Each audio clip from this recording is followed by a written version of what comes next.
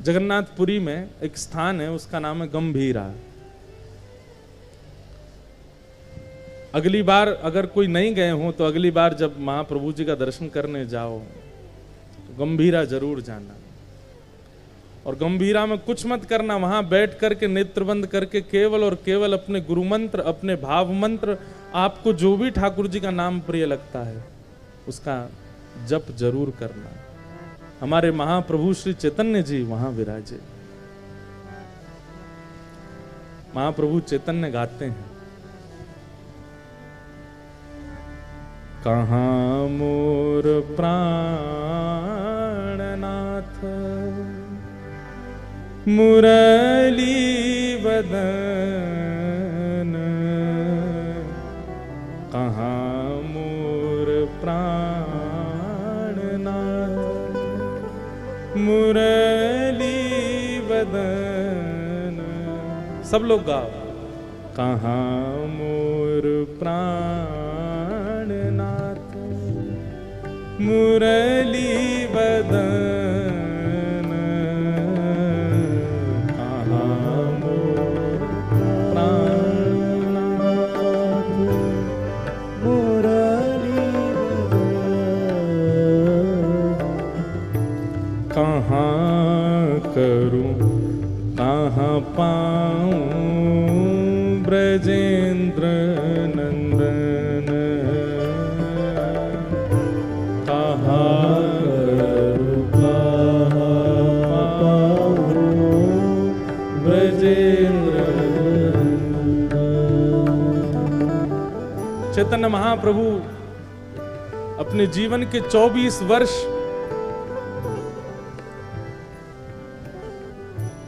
जगन्नाथपुरी में बिताते हैं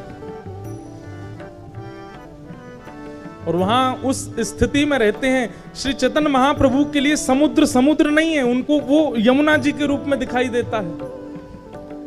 चैतन्य महाप्रभु श्री मंदिर को द्वारिकापुरी मानते थे और गुंडीचा जहां ठाकुर जी का रथ जाता है उसको वृंदावन मानते थे।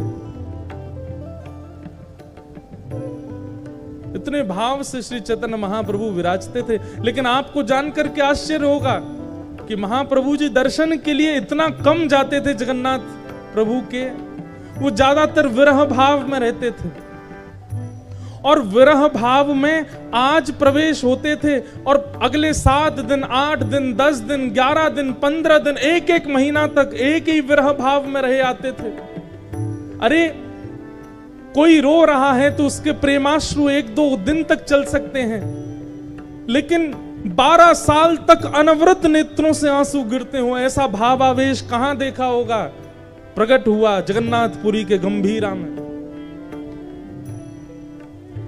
जहां चैतन्य महाप्रभु बैठ करके श्री चैतन्य महाप्रभु ने जगन्नाथ मंदिर में गरुण स्तंभ को 2 बार लांघा केवल, नहीं तो हमेशा गरुण स्तंभ के पीछे से ही जगन्नाथ जी को देखते थे। आप सब लोग जगन्नाथपुरी जाते हैं तो जहां से प्रवेश करते हैं मंदिर में दर्शन, वहां गरुण स्तंभ है, सब लोग उसको अपने हृदय से लगाते हैं। लोगों में होड़ होती है आगे जाकर, वहां से जगन्नाथ जी कितने दूर हैं, 1 2 3 4 5वीं दोहरी पार करके जगन्नाथ जी हैं, लेकिन श्री चैतन्य महाप्रभु गरुण स्तंभ के पीछे से ही दर्शन करते थे। केवल 2 बार महाप्रभु जी ने गरुण स्तंभ को पार किया, एक तो तब जब पहली बार आए थे और दूसरा तब जब अपनी लीला में प्रवेश कर गए महाप्रभु जी। बाकी गंभीरा में बैठे बैठे केवल यही गुनगुनाते थे, कहाँ जाऊं कहाँ पाऊं मदन मोहन, कहाँ जाऊं कहाँ पाऊं मदन मोहन, कहाँ जाऊं कहाँ मदन मोहन, कहाँ जाऊं मदन कहाँ मोर प्राणनाथ ब्रजेंद्र नंदन, कहाँ मोर प्राणनाथ ब्रजेंद्र, हाँ कहाँ रे कहीब केवा जाने मोर दुख,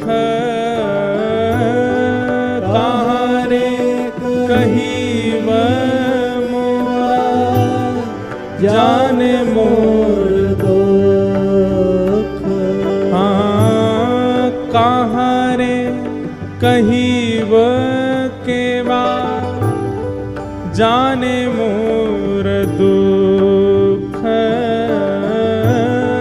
कहाँ रे कहीब केवा जाने मोर दुख, हे ब्रजेंद्र नंदन बिना फाटे मोरे बुक, ब्रजेंद्र नंदन बिना फाटे मोर दुख, हाँ ब्रजेंद्र नंदन बिना फाटे मोर बुक, ब्रजेंद्र नंदन कहाँ जाऊं किससे कहूं अपना विरह में किसको सुनाऊं, श्याम सुंदर के बिना मेरा जी फट रहा है, मेरा हृदय बाहर आने को हो रहा है। बंधुओं, ऐसा विरह जब चित्त में व्याप्त होता है तब ठाकुर जी मिलते हैं। हम करते क्या हैं जगन्नाथ जी की प्राप्ति के लिए? स्वयं श्री राधा कृष्ण मिलित स्वरूप हैं श्री चैतन्य महाप्रभु। और ऐसा नहीं है कि उनको कोई ज्ञान नहीं है। जो भावावेश में बैठे बैठे शिक्षाष्टक का पाठ कर देते हैं, ऐसे महाप्रभु श्री चैतन्य साक्षात वेद वेदांत संस्कृत की श्रुतियां जिनके चारों तरफ भ्रमण करती हैं, ऐसे श्री चैतन्य महाप्रभु भावावेश में गंभीरा में रहते हैं। द्वार पर उनकी सेवा में श्री स्वरूप गोस्वामी जी और राय रामानंद रहते हैं। दोनों को बुलाकर के श्री चैतन्य महाप्रभु कहते हैं, कृष्ण कब आएंगे, कृष्ण मुझे कब मिलेंगे, ये महाप्रभु जगन्नाथ मुझे कब स्वीकार करेंगे। तब राय रामानंद समझाते हैं, महाप्रभु जी आप थोड़ा कुछ पा तो लीजिए, थोड़ा विश्राम कर लीजिए, थोड़ा आराम कर लीजिए, ठाकुर जी प्राप्त करेंगे आपको। अरे मैं कहीं सो गया और ठाकुर जी आ गए और मैं नहीं मिल पाया तो मैं नहीं सोने जाऊंगा। सोते नहीं थे, पूरे दिन बैठे रहते, ठाकुर जी आएंगे। आप कुछ पा लीजिए। मैं कैसे पा सकता हूं? अरे एक प्रियतमा बिना प्रियतम को देखे कैसे भोजन कर सकती है? मैं नहीं पाऊंगा।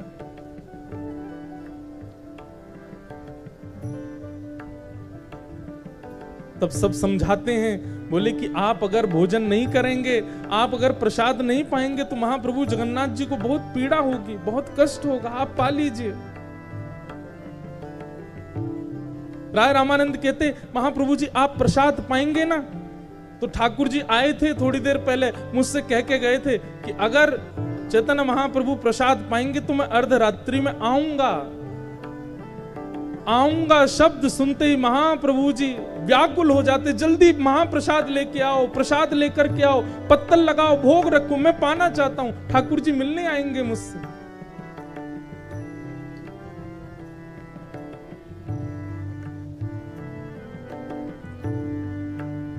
ऐसे ऐसे कभी कभी झूठ बोल करके महाप्रभु जी को प्रसाद पवाते राय रामानंद। सेवा में रहते हैं गोविंद, बस देखते रहते हैं कि महाप्रभु जी को कोई पीड़ा ना हो। सोते सोते अचानक उठ जाते, अरे अर्धरात्रि हो गई, ठाकुर जी आए होंगे, मैं उठ नहीं पाया, मैं देख नहीं पाया, मैं मिल नहीं पाया। और इतने में तो कूद पड़ते, दौड़ पड़ते, श्री जगन्नाथ महाप्रभु के मंदिर की ओर चले जाते। पीछे पीछे सब शिष्य जन भागते, बोले महाप्रभु जी अभी मंदिर बंद है, अभी द्वार बंद है, आप कहां जा रहे हैं?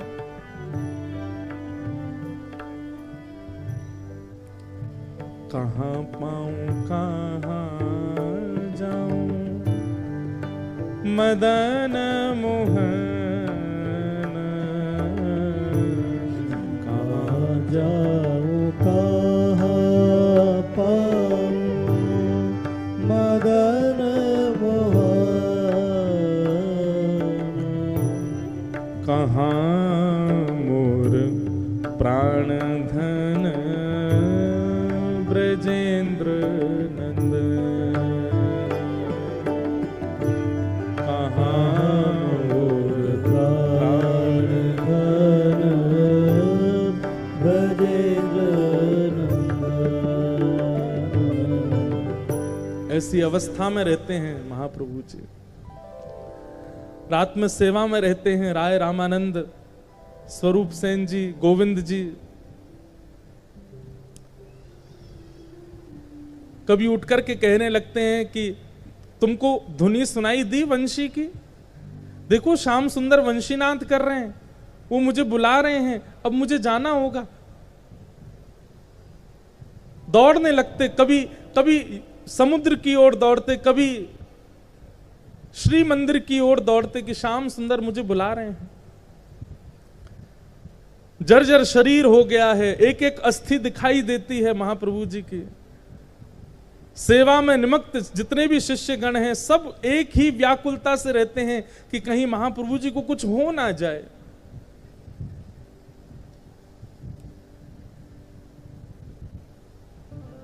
एक दिन अर्धरात्रि में सब बिल्कुल सावधानी से बैठे थे।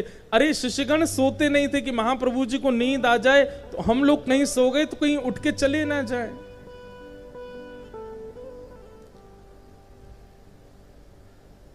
लेकिन 7-7, 8-8 दिनों से नहीं सोए हैं। कभी कभी नेत्र बंद हो जाते थे शिष्यों के, और तभी अर्धरात्रि में महाप्रभु जी को अचानक आवेश आता और उठकर के तुरंत गंभीरा से दौड़ पड़ते। आज जैसे ही रात्रि में सबकी निद्रा खुली, देखा महाप्रभु जी कहां हैं। भीतर जाकर के खोजने लगे तो महाप्रभु जी नहीं मिले। सब लोग चिंतित हो गए, भाई गंभीरा का एक एक द्वार बंद है, खिड़की बंद है, तो महाप्रभु जी बाहर गए कैसे?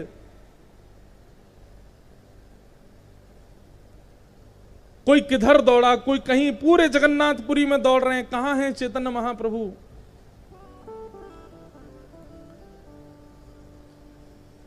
महाप्रभु जी दौड़ते दौड़ते गए और उन्हें ऐसा अनुभव होने लगा कि जैसे मानो श्री यमुना जी के तट पर महारास हो रहा है। और यमुना जी वो समुद्र को मानते थे, समुद्र में जाकर के कूद गए। बहते बहते समुद्र में पहुंच गए, कोणार्क सूर्य मंदिर के पास। यहां सब शिष्यगण ढूंढते ढूंढते जब समुद्र के तट पर आए, दूर दूर तक महाप्रभु जी नहीं दिख रहे हैं, रो रहे हैं, विलाप कर रहे हैं, कहां चले गए आप। तभी एक मछुआरा आया और उस मछुआरे के एक एक रों से नाम प्रकट हुआ था, हरि बोल हरि बोल हरि बोल हरि बोल हरि बोल। सब लोग सुनकर के बोले, ये मछुआरा, मछली पकड़ने वाला, इसके मुख से भगवान नाम कैसे प्रकट हो सकता है। तभी सब शिष्यगण बोले, ये नाम इस अधम के मुख से प्रकट होने की सामर्थ्य तभी हो सकती है जब इसने महाप्रभु का स्पर्श किया होगा। इसको पता होगा कि महाप्रभु कहां हैं, पूछो। घेर करके पूछने लगे, अरे भाई तू क्या हरि बोल करता है, तेने किसी को देखा? बड़ी मुश्किल से होश में आया, बोला मैं तो मछुआरा हूं, मछली पकड़ने के लिए जाला डाल करके समुद्र में पड़ा था। जाला जब हिलने लगा तो मैंने खींचा, मछली तो नहीं आई, लेकिन तभी एक विशाल महापुरुष मेरे जाले में आ गए। और जब से मैंने उनका स्पर्श किया है तब से ये नाम मेरे मुख से अनवरत निकल रहा है। दौड़ करके गए, जा करके जैसे ही देखा तो श्री चैतन्य महाप्रभु मछली के जाले में लिपटे हुए हैं। ऐसी भावावेश की स्थिति।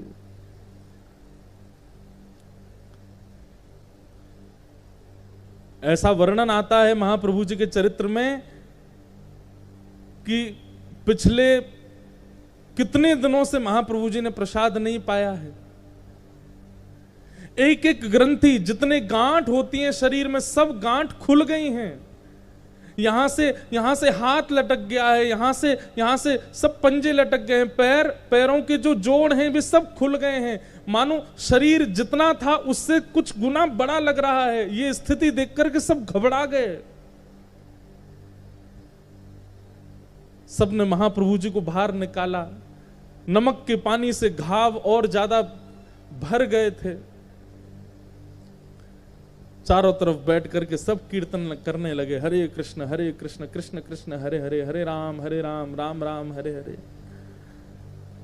नाम जब सुन करके, जब अखंड नाम संकीर्तन कहा गया, तब महाप्रभु जी थोड़े ध्यान में आए, भाव में आए। तब सभी शिष्यगण उनको गोद में लेकर के पुनः गंभीरा पहुंच गए। जाकर के लेप लगाते हैं, हल्दी लगाते हैं, उनको विराजमान करते हैं। बोले महाप्रभु जी आप कहां चले गए थे? तभी कहते हैं अरे गोविंद, वंशी बज रही थी, श्याम सुंदर सब सखियों को नौका में विराजमान करके यमुना विहार के लिए जा रहे थे, पर मैं अभागी विलंब कर गई। मैं जब तक यमुना तट पर दौड़ करके गई तब तक तो नाव मध्य में चली गई। नाव पकड़ने के लिए मैं यमुना जी में कूद गई, पर इतना अथाह जल था कि नाव तो चली गई, मैं डूबती रह गई। सब दंडवत करते, सब प्रणाम करते, सब वंदन करते महाप्रभु जी के इस महाभाव को। कहते हैं श्री चैतन्य महाप्रभु अगर कभी गंभीरा से भाव स्थिति में बाहर यदि नहीं निकल पाते थे तो अपने सिर से ही दीवारों को कुरेदने लगते थे, अपने सिर को ही दीवारों में मारने लगते थे। सब शिष्यगण दौड़ के जाते, महाप्रभु जी आप क्या कर रहे हैं? अरे वंशी बजा रहे हैं, श्याम सुंदर मुझे बुला रहे हैं, मुझे जाना है, मैं विलंब कर रही हूं, अरे मुझे जाना है, द्वार नहीं मिल रहा है।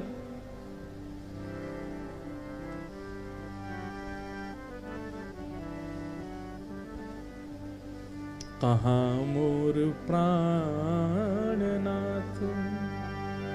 मदन मोहन, कहाँ जाऊं कहाँ पाऊं ब्रजेंद्र। इसी भाव में रहते।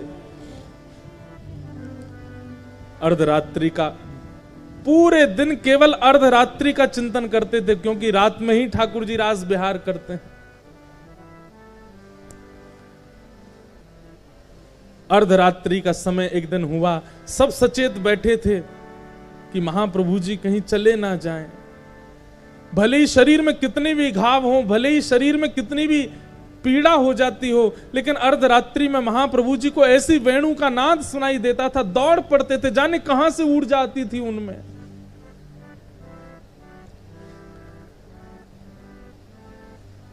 अर्धरात्रि का समय सब बैठे थे सचेत, सब नेत्र खोल करके बस दूर बैठे बैठे एक दिए की लौ में महाप्रभु जी को लेटे लेटे देखते रहते थे।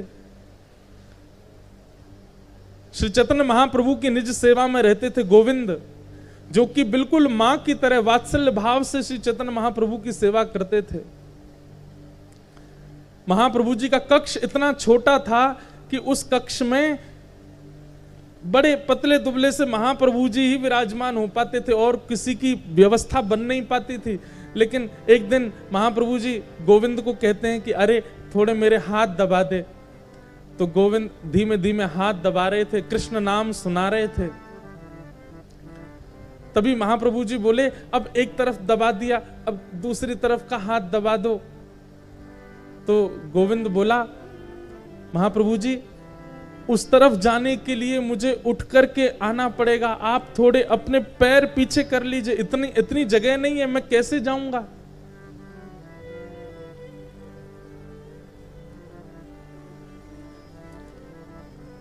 आप थोड़ा सा उठ के बैठ जाइए। तो महाप्रभु जी बोले, अरे तू जानता नहीं, उठ के बैठने में मुझे हाथ खड़े करने पड़ेंगे, बैठना पड़े, इतनी देर मेरा नाम छूट जाएगा, इतनी देर मेरा स्मरण छूट जाएगा। तो तेरे को दबाना हो तो दबा, नहीं तो मेरे स्मरण में विक्षेप मत डाल। अब गोविंद तो बड़े संशय में आ गए कि महाप्रभु जी आज्ञा कर रहे हैं कि हाथ दबाओ और जाना भी पड़ेगा और मैं जा भी नहीं पा रहा हूं, इनको उठाना भी नहीं है, मैं क्या करूं? गुरु आज्ञा की अवहेलना नहीं कर सकता और हठ पूर्वक इनके चरण आदि हटाऊंगा तो इनका ध्यान टूट जाएगा।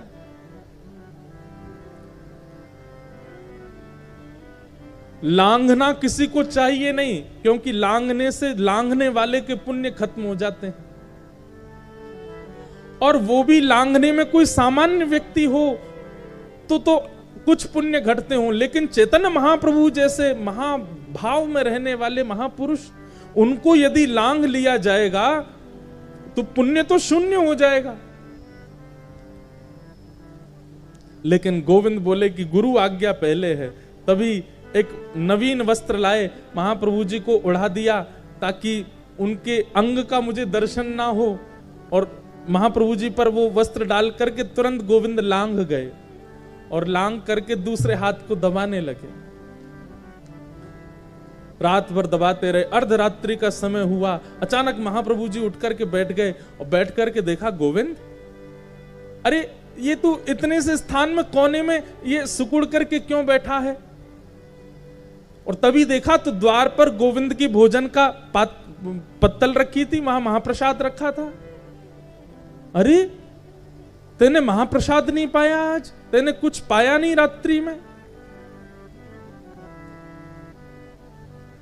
गोविंद बोले, मैं आपकी सेवा में था और इस हाथ को दबाते दबाते जब आप सो गए तो मैंने विचार किया अब मैं उस पार कैसे जाऊं। चैतन्य महाप्रभु बोले, अरे तो तू इस पार भी तो आया था, इस पार कैसे आया था? गोविंद बोले, वो तो मैं आपको लांघ करके आया था। चैतन्य महाप्रभु हंसने लगे, तू गुरु को लांघ गया? और जब तू लांघ करके अपराध कर ही चुका था तो वापस जाने में तुझको इतना संकोच क्यों हो रहा था? फिर से लांघ जाता। बंधुओं, महाप्रभु जी के अनुयायियों की भाव दशा देखिए। गोविंद कहता है कि आपको लांघ करके इधर आने में मेरे पुण्य घटे, मेरे पुण्य क्षीण हो गए, शून्य हो गए, लेकिन आपको लांघने के लिए आपकी इच्छा थी कि मैं इस हाथ को आकर के दबाऊं। आपकी आज्ञा प्रधान थी और उस आज्ञा की प्रधानता में मेरे पुण्य क्षीण हो जाए, मुझे उसमें कोई संशय नहीं। आपको पुनः लांघ करके उस तरफ जाना, वो मेरी भूख थी, मेरी क्षुधा थी, मेरी इच्छा थी, और मैं अपनी इच्छा के लिए अपने गुरु को नहीं लांघ सकता। रात भर बैठे रहे। महाप्रभु जी हृदय से लगा लेते, और महाप्रभु जी जिसको हृदय से लगाते ना, उसको साक्षात जगन्नाथ जी का दर्शन हो जाता था।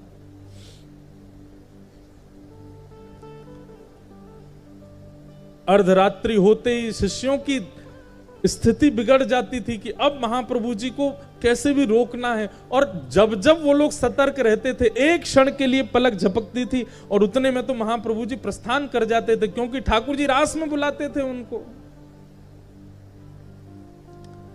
लोग कहते हैं वृंदावन में रोज रास होता है, अरे जगन्नाथपुरी में भी रोज रास होता है। इसलिए ठाकुर जी रोज रात्रि में पुष्पों का श्रृंगार करते हैं। हमें लगता है शयन के लिए जा रहे हैं, नहीं नहीं, कपाट बंद करके ठाकुर जी रास के लिए प्रस्थान कर रहे हैं।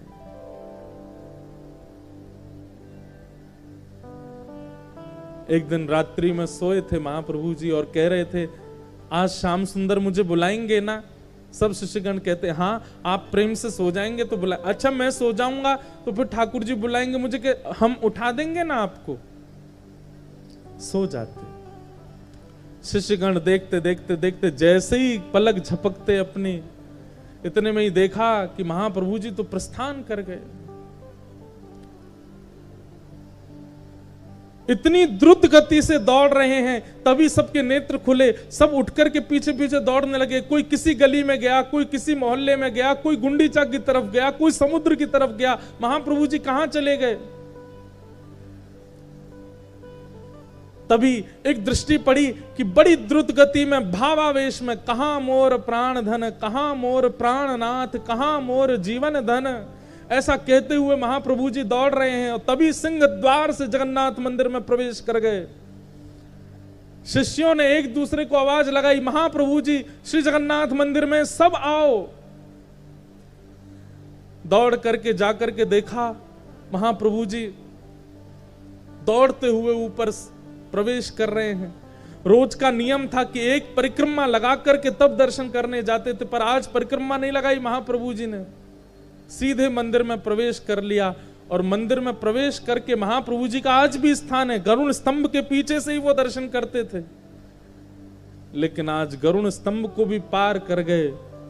प्रथम दोहरी पार की, द्वितीय दोहरी पार की, तृतीय दोहरी पार की, और एक छलांग मार करके प्रवेश कर गए गर्भगृह में।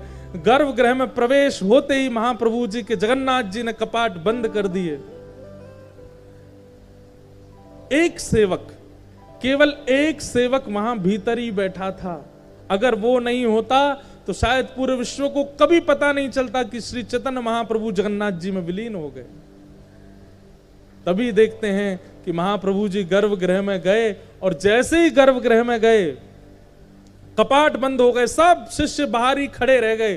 और महाप्रभु जैसे ही गर्भगृह में पहुंचे, एक अर्चक ने देखा, श्री जगन्नाथ महाप्रभु ने दोनों भुजा पसार करके महाप्रभु जी को हृदय से लगाया, और तुरंत महाप्रभु जी श्री जगन्नाथ जी में विलीन हो गए।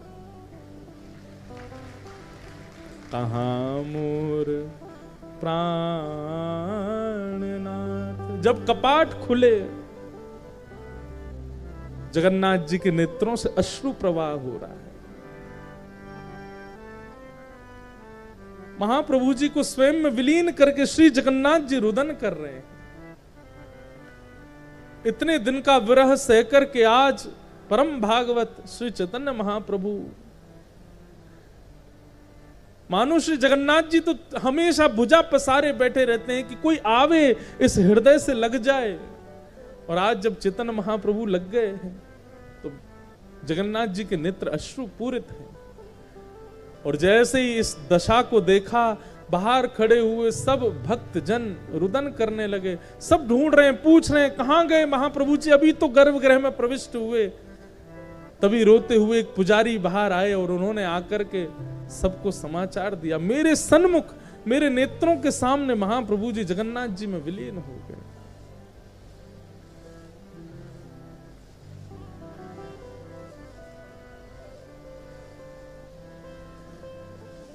ऐसे श्री जगन्नाथ, हम कहां भक्ति करते हैं, हम कहां प्रेम प्रस्तुत करते हैं, हम कहां भाव प्रस्तुत करते हैं ठाकुर जी को। हमने कुछ किया ही नहीं है आज तक अपने भक्ति भाव में, जिससे ठाकुर जी प्रसन्न होकर के हमको स्वीकार करें। भैया समय नहीं है हमारे पास, बहुत कम समय बचा है। इस प्राण का कोई भरोसा नहीं है, कब चले जाएं, कब तक ये शरीर हमारे पास है, कब तक ये बुद्धि हमारे पास है, कब तक ये वाणी हमारे पास है, कब तक ये कान और नेत्र हमारे पास है। आज हैं, कल अगर इनमें से कुछ भी चला गया तो फिर भगवत प्राप्ति में बाधा आ जाएगी, भगवत प्राप्ति में एक रुकावट हो जाएगी। इसलिए भैया प्रयास करते रहिए, ठाकुर जी के लिए थोड़ा थोड़ा भाव रखते रहिए, तभी तो ठाकुर जी प्राप्त होंगे। नाम संकीर्तन, हम कहते हैं भैया कुछ भी छोड़ दो, लेकिन नाम मत छोड़िए ठाकुर जी का। ठाकुर जी का नाम त्याग मत करो। ये नाम सर्वोपरि है, ये नाम सर्वश्रेष्ठ है।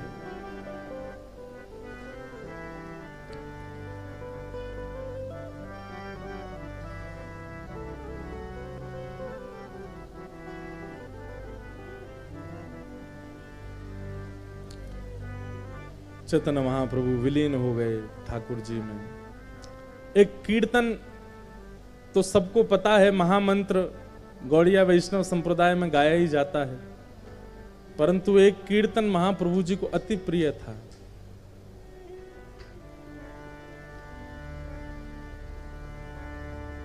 राम राघव राम राघव राम राघव रक्षमा राम राघव राम राघव राम राघव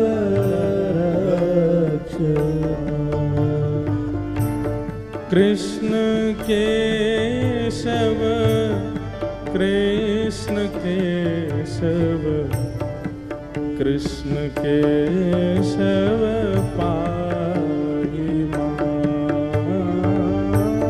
कृष्ण केशव कृष्ण केशव कृष्ण केशव पाहि मां राम राघव राम राघव राम राघव रक्षमा राम राघव राम राघव राम राघव रक्षमा हे कृष्ण केशव कृष्ण केशव कृष्ण केशव पाहि मां कृष्ण केशव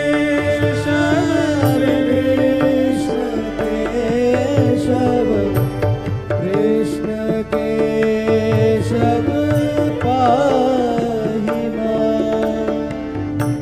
राम राघव राम राघव राम राघव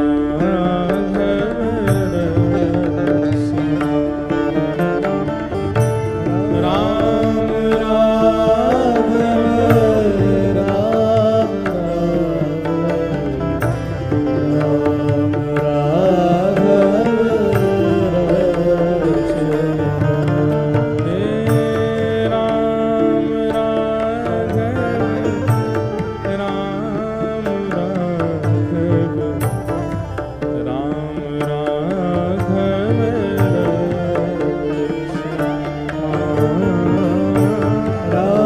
राघव राम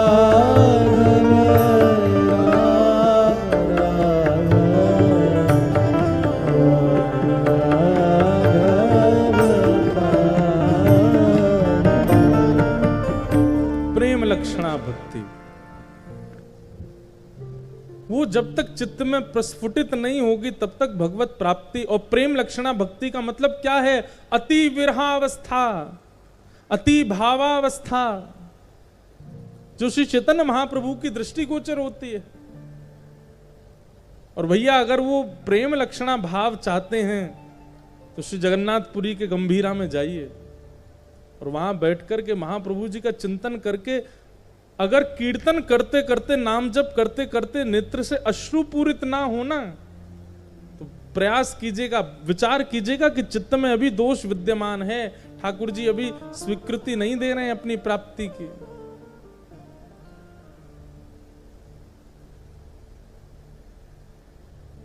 जिसने भी पाया है ना श्री कृष्ण को, दो अवस्थाएं विशेष दिखी हैं उनकी। एक तो गायन की अवस्था, जिसने भी कृष्ण को पाया वो गाता ही रहता है, वो शांत नहीं रहता, उसके मुख से कुछ ना कुछ प्रकट होता ही रहेगा। कीर्तन प्रकट हो, भाव प्रकट हो, पद प्रकट हो, भजन प्रकट हो। और दूसरा नेत्रों से अश्रुपात। ये दो स्थिति समाप्त नहीं होती हैं। ये दो स्थिति जिसकी समाप्त ना हो रही हो, कृष्ण मिलेंगे उससे।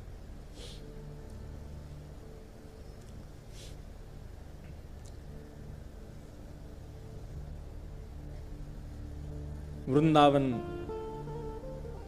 में मीराबाई का मंदिर, वहां जाओ, वहां जाकर के अगर नेत्रों से अश्रुपात नहीं होता, और श्री जगन्नाथपुरी के गंभीरा में अगर अश्रुपात नहीं होता है तो इसका मतलब अभी आपके साधन में, आपके भाव में कहीं त्रुटि बनी है आपसे, क्योंकि विरह के अथाह स्थान है ये दोनों। और वृंदावन में तो एक एक कोना, केवल मीराबाई का मंदिर, वृंदावन तो संपूर्ण विरह से युक्त है।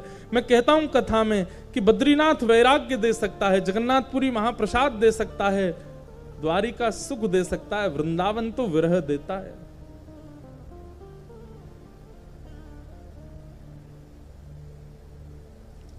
चैतन्य महाप्रभु शिक्षाष्टक में कहते हैं सब छोड़ दो लेकिन नाम जप मत छोड़ना। ठाकुर जी का नाम मत छोड़ना कभी भी। जैसे हम श्वास नहीं छोड़ते हैं, श्वास के बिना प्राण निकल जाते हैं, ऐसे हमारे नाम के बिना प्राण अधीर हो जाएं, ऐसी स्थिति जब तक ना हो जाए तब तक खूब नाम जप करो। जिस प्रकार श्वास हमारे प्राणों को बचाती है, जल हमारे प्राणों को बचाता है, अन्न हमारे प्राणों को बचाता है, ऐसे ही हमारे प्राण नाम से बचने लग जाएं, तब तक नाम जप करते रहो, वो नाम जप छूटे ना।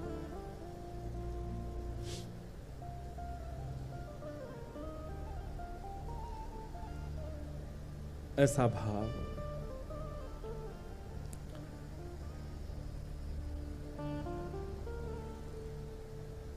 चैतन्य महाप्रभु की अद्भुत लीलाएं हैं श्री जगन्नाथपुरी में। एक गुंडीचा मार्जन लीला है, अपने सब भक्तों के साथ रथ यात्रा में ऐसा नृत्य करते हैं श्री चैतन्य महाप्रभु। क्योंकि आज श्याम सुंदर द्वारिका से वृंदावन आ रहे हैं। श्री जगन्नाथपुरी का श्री मंदिर द्वारिका है, गुंडीचा वृंदावन, ऐसा चैतन्य महाप्रभु का भाव था। और जब श्री ठाकुर जी रथ यात्रा में विराजमान होते रथ में, और जैसे ही नंदी घोष रथ चलना प्रारंभ होता, यहां नीचे लाखों वैष्णवों के बीच महाप्रभु चैतन्य नृत्य करते थे, और नंदी घोष रथ के ऊपर स्वयं श्री जगन्नाथ जी नृत्य करते थे चैतन्य महाप्रभु को देख करके। ऐसा अद्भुत दृश्य होता था।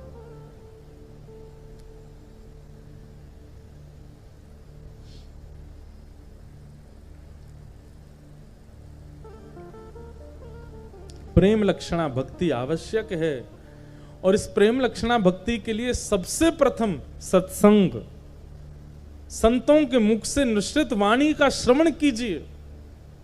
दूसरा कीर्तन, भगवत नाम, भगवत संकीर्तन में खूब नृत्य कीजिए, खूब रुदन करते हुए गाइए, किसी को दिखाने रिझाने के लिए नहीं।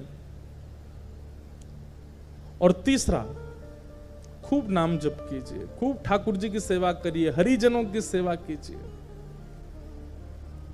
प्रेम लक्षणा भक्ति को प्रकट करेंगे चित्त में।